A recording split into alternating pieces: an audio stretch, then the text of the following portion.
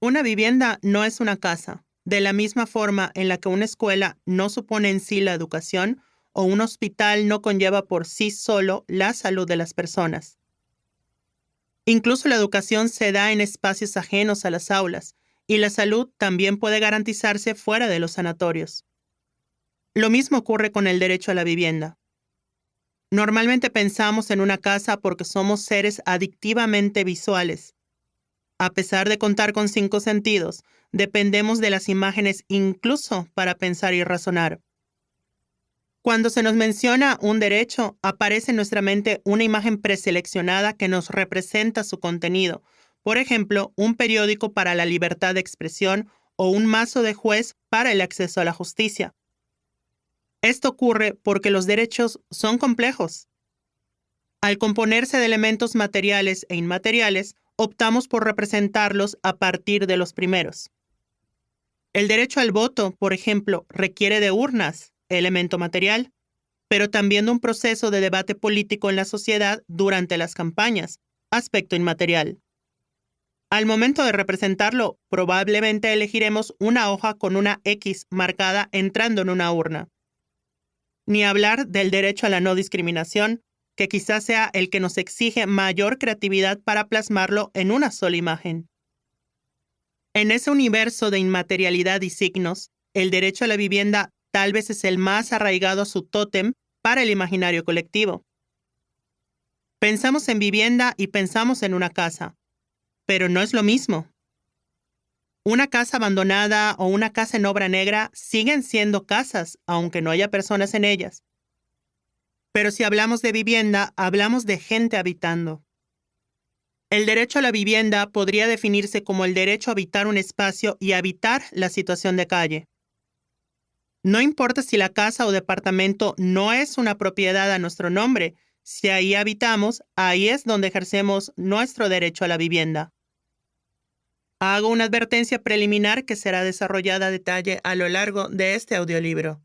Esto no quiere decir que el derecho a la vivienda sea un derecho a despojar o a quitarle su propiedad a alguien. Como todo derecho, puede estar condicionado a requisitos como, por ejemplo, pagar la renta. Pero su contenido puede incluir legislaciones justas, equilibradas y la prohibición y sanción de actos de abuso.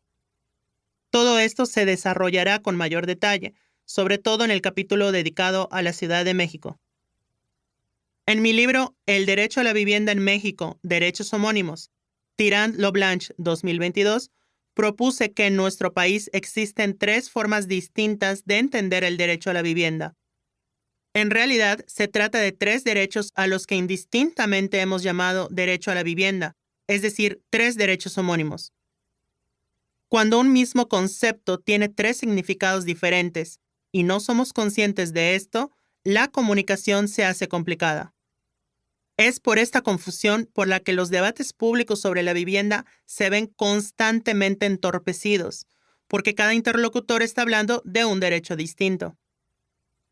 A continuación explicaré muy brevemente cuáles son esos 3 derechos o 3 perspectivas del derecho a la vivienda, lo que será de gran utilidad para el desarrollo de este audiolibro. La primera perspectiva es la que llamo libertad clásica. Según esta visión, el derecho a la vivienda es el derecho a comprar una casa en propiedad. De hecho, realmente sería una forma en la que el derecho a la propiedad se manifiesta. Esto implicaría que la única forma de acceder a la vivienda sería comprando una casa con tus propios recursos. Una vez que hubieras logrado eso, el Estado se comprometería a no quitarte o afectar tu casa, además de protegerte en caso de que alguna otra persona intentara hacerlo. La segunda acepción del derecho a la vivienda es la que denomino laboralista. Esta plantea que el derecho a la vivienda es el derecho que las personas trabajadoras en la economía formal puedan acceder a créditos para comprar una casa. Es decir, es el compromiso del Estado a darte una ayudadita a través de financiamiento.